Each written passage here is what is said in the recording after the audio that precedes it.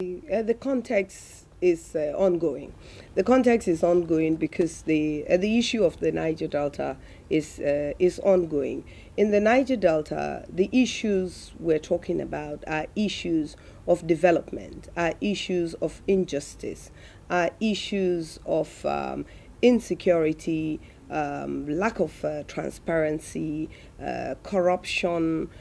So basically, what is happening in the Niger Delta is what is happening across Nigeria. But the reason why I believe that the PDP is the problem of Nigeria is because the PDP is a political party, and people belong to political parties, and Nigerians who choose to belong to PDP are members of PDP. That does not make PDP the owner of Nigeria or the owner of Nigerians. The electorate are the owners of Nigeria, and the electorate chooses to vote for a PDP candidate or the political party called PDP if it believes that PDP is going to deliver on the desires and the aspirations of Nigerians, and which includes the Niger Delta. Now, the reason why I also said that the problem of the Niger Delta is Nigeria is because of the way Nigeria was brought together. The amalgamation is an issue in Nigeria. It was an issue even at the time of the amalgamation, and it remains an issue because there is a lot of injustice that is embedded, or rather was embedded, at the amalgamation into the amalgamation that became Nigeria and eventually became an independent country some 50 or so odd years ago. Now, if you look at Niger Delta as a region, a geopolitical zone, a political region, Niger Delta is made up of so many different ethnic groups. The same way Nigeria is made up of so many ethnic groups. Nigeria is blessed by God with so much resources in different areas of the country. But for some unexplainable reason, we in Nigeria, people who govern, people who claim to want to govern, that know what is good for Nigerians, have governed Nigeria in a way that we have abandoned very fundamental issues. We've abandoned very fundamental developmental processes and input into the economy of Nigeria, and relying solely on oil and gas that is coming from one region and for a very long time. But now we have Imo State has oil, Abia State has oil, but they are in a different geopolitical zone. They are in the southeast. And then we now have a situation where Anambra is also supposed to have oil. So if you look at it, we have 9 producing oil states.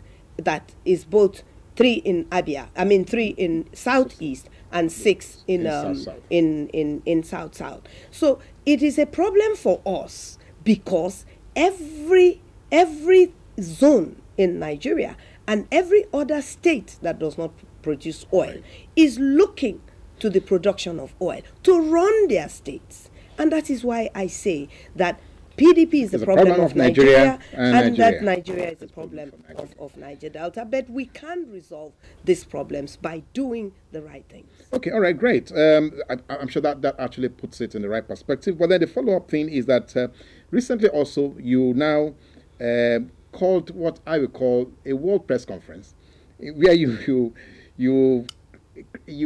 have something that you announced to the world, which you have christened Niger Deltans Occupy Niger Delta Resources, NDO-NDR. So what is this about? Well, I think that I want to believe that if you are misunderstood, or if people choose to misinterpret what you're saying, knowing fully well that they understand what you're saying, that is mischievous. But then I also know that it is done like that because they know that what you're saying is the truth. The problem we have in Nigeria is that we don't speak the truth. That is a huge problem. Nigeria is supposed to be a country that has so many churches.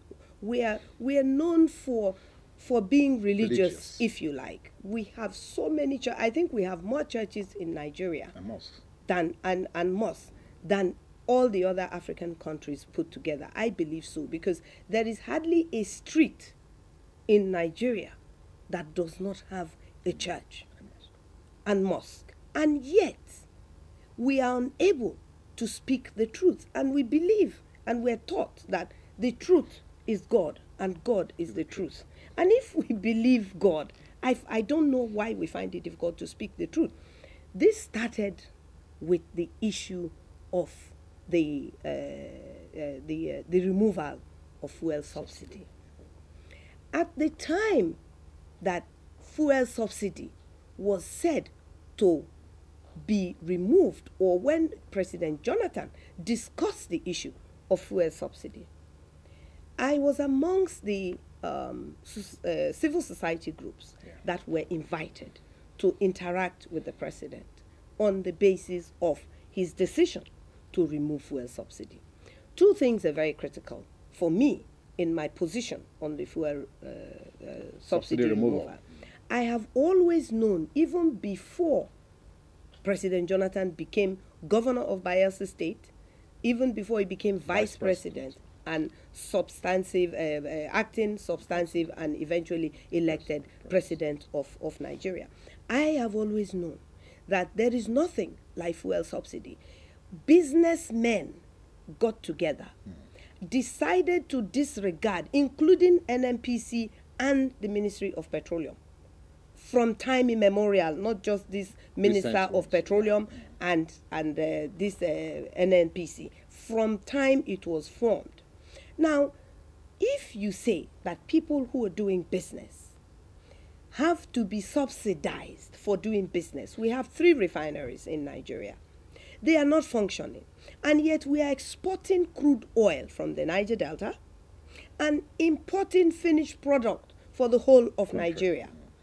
And the people in charge of this exporting and importing are very, very minimal from the Niger Delta at any level. And yet, we are told that Nigerians have to subsidize this businessman. It didn't make sense to me at any given time. And I said that this fuel subsidy, when it is exposed, will turn out to be the mother of all corruption in this country, because it doesn't make sense that businessmen should be subsidized and Nigerians should pay the price of being subsidized. Now, if I use 50 liters of petrol every month, and somebody uses 50 liters of petrol every 6 months, now how is he benefiting and how am I benefiting? The subsidy, if it is 1 naira or 100 naira, is going more to the man who is importing 1 million liters of petrol than to me, who is buying 50 liters of petrol. So if you calculate the subsidy, and we've seen it, it runs into billions. There are people who just own a name of a company that are receiving subsidy. So my position has always been, and it remains, that the fuel subsidy should go. But Nigerians must not be made to suffer, to pay a naira on top of the then 65 naira. Till today, that is my position. But I also want to say that this position I took is also based on the fact that my people in the creeks that the oil is coming from, before the removal of fuel subsidy, were paying 150, 60 naira for a liter of petrol, when Nigerians were paying 65 naira in Lagos, in Port Harcourt, in Kaduna, in Abuja, for the same liter. That my people whose land is polluted, my people who are not employed in the industry, are paying 120, 30, 60 litre, depending on how far into the creeks and the mangroves our communities are.